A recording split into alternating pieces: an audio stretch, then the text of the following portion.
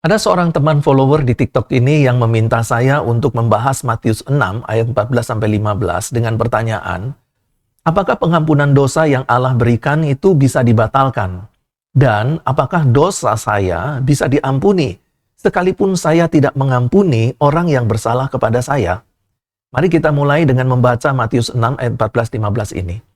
Karena jikalau kamu mengampuni kesalahan orang, Bapamu yang di sorga akan mengampuni kamu juga.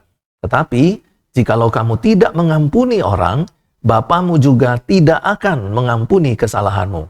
Pada kalimat utama yang pertama, ada kalimat positif, Bapamu yang di surga akan mengampunimu. Kata kerja mengampuni ditulis dalam bentuk futurum indikatif aktif. Suatu bentuk future tense, kata kerja bentuk yang akan datang. Bahwa tindakan mengampuni atau batal mengampuni ini pasti akan Allah laksanakan. Di sini, Allah bukan hanya sekedar bicara atau semacam sekedar mengancam, tetapi ada semacam jaminan bahwa Ia pasti akan melaksanakan dan menggenapi apa yang dikatakannya. Perhatikan diagram tata bahasa ini.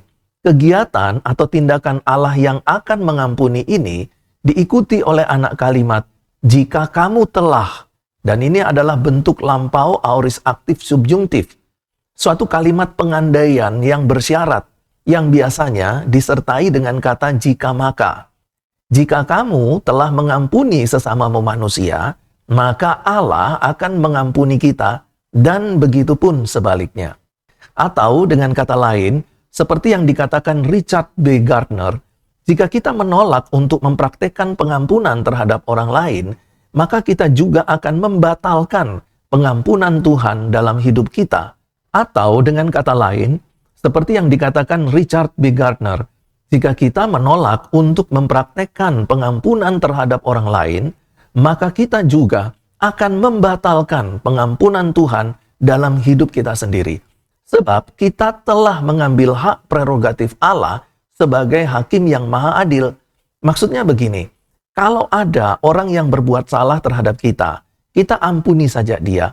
Kita telah melepaskan dia dari konsekuensi menanggung hukuman dari kita. Tetapi orang itu tidak akan terlepas dari tangan Allah sebagai hakim yang maha adil. Allah akan menghukum orang itu.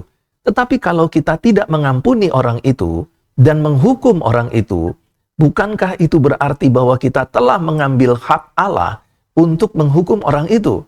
Dan tindakan tidak mengampuni seperti itulah yang membuat kita sendiri akan menerima penghakiman untuk diri kita sendiri dari Allah. Kita bisa bandingkan dalam Yakobus 5 ayat 9 dan 2 Petrus 3 ayat 7 dan 12. Loh, kok sepertinya Allah bisa membatalkan pengampunan dosa yang dikerjakan oleh Tuhan Yesus? Menurut John MacArthur, kalimat ini bukan berarti seseorang belum mendapatkan pengampunan. Seorang percaya sudah mengalami dan menerima pengampunan atau dibenarkan di hadapan Allah melalui karya keselamatan Yesus Kristus. Dan ini sudah cukup untuk membayar hukuman orang percaya itu. Allah tidak akan menarik kembali pembenaran, penebusan, dan keselamatan dari mereka yang telah menerima pengampunan dosa yang telah diberikan oleh Yesus kepada semua orang percaya. Tetapi sebaliknya, Richard B. Gardner mengatakan, jangan sampai kita berpikir demikian, bahwa dengan tidak mengampuni orang lain, kita akan kehilangan keselamatan, yaitu keselamatan yang dikerjakan sempurna oleh Tuhan Yesus Kristus. Kita mengampuni atau tidak mengampuni seseorang tidak memiliki pengaruh terhadap keselamatan yang dikerjakan oleh Tuhan Yesus Kristus. Yang kedua, dengan pengampunan yang dilakukan seseorang terhadap sesamanya, itu berarti kemudian ia berhak mendapatkan dan menuntut pengampunan dari Allah karena ia telah mengampuni orang lain. Tidak ya, tidak berarti demikian. Yang benar adalah bahwa Allah telah lebih dahulu mengampuni kita sebelum kita mengampuni orang lain. Lalu berikutnya, sikap mengampuni yang seperti apa? Yang harus kita ketahui bahwa sikap kita terhadap orang lain merupakan indikasi sikap kita terhadap Allah. Sikap mengampuni ini harus disertai dengan ketulusan, kepedulian, dan kasih pada orang tersebut tanpa memperhitungkan atau memperdulikan kesalahan-kesalahan yang telah dibuatnya. Bandingkan dengan perumpamaan Tuhan Yesus tentang kisah anak yang hilang. Myron S. Augsburger mengatakan bahwa orang yang tidak mengampuni berarti telah dan sedang menyimpan dendam atau kepahitan yang akan membengkokkan semangat orang yang tidak mau memaafkan. Betapa sangat jauh lebih baik untuk melepaskan atau mengampuni si pelaku kejahatan daripada kita sendiri membakar energi psikis yang membawa kebencian dan kepahitan karena kita tidak mau mengampuni. Lalu pengampunan terhadap kesalahan atau dosa yang seperti apa? Spiros Odiastes menjelaskan, secara etimologis dari kata pelanggaran atau dosa yang dapat diartikan jatuh atau menjatuhkan diri di pinggir jalan. Atau disebut juga sebagai kesalahan, penyimpangan, kekeliruan, yaitu suatu dosa yang tidak bersifat keji.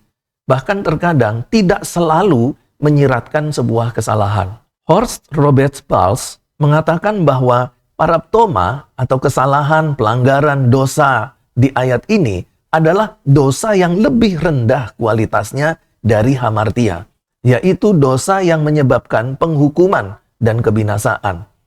Pelanggaran dosa paraptoma di sini dikaitkan dengan dosa sebagai pelanggaran individu terhadap Allah atau suatu pelanggaran dosa yang bersifat mengendalikan, yang dilakukan oleh orang-orang yang sudah mengalami pembenaran di dalam Kristus Yesus, atau dapat disebut sebagai dosa yang tidak mendatangkan maut. Kita bisa bandingkan dalam Roma 4 ayat 25 dan 2 Korintus 5 ayat 19. Lalu, apakah semua ini memberi dampak dalam hidup kita? W.D. Davis mengatakan bahwa pengampunan yang kita berikan kepada sesama dan pengampunan yang kita dapat dari Allah itu sangat mempengaruhi pertumbuhan iman kita. Bandingkan Lukas 17 ayat 3-6. Dan hal ini akan membuka kesempatan terjadinya mujizat-mujizat dalam hidup kita. Yang kedua, doa permohonan kita akan mendapatkan prioritas dari Allah Bapa untuk didengar dan dijawab karena kita telah mengampuni orang yang bersalah kepada kita. Matius 6 ayat 14-15, Matius 18 ayat 15-35, Markus 11 ayat 20, dan Lukas 17 ayat 3-6. Dan yang ketiga, kita membebaskan diri kita dari kebencian dan kedengkian dan dendam karena kita telah mengampuni orang yang bersalah kepada kita. Dan yang keempat, bahwa kita melakukan firman Tuhan dan mendapatkan upah surgawi dan jasmani. Untuk lebih jelasnya, saya akan membahas serta mengupas tuntas penggalian eksegese ayat ini pada program live di TikTok ini. Kiranya penjelasan saya dapat menjadi berkat untuk Anda semua. Tuhan Yesus Kristus memberkati.